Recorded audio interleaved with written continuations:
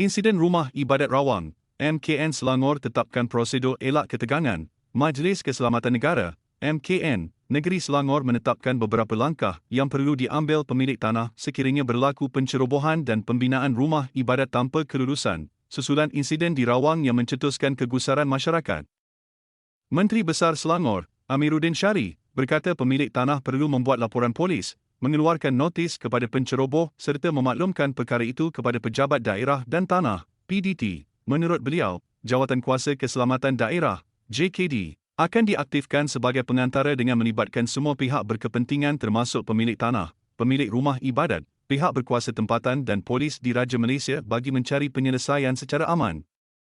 Jika gagal mencapai persetujuan, pemilik tanah akan dinasihatkan meneruskan tindakan melalui proses mahkamah. Amiruddin menegaskan semua pihak dilarang mengambil tindakan sendiri tanpa perintah mahkamah, sama ada membabitkan rumah ibadat di atas tanah kerajaan negeri atau tanah persendirian.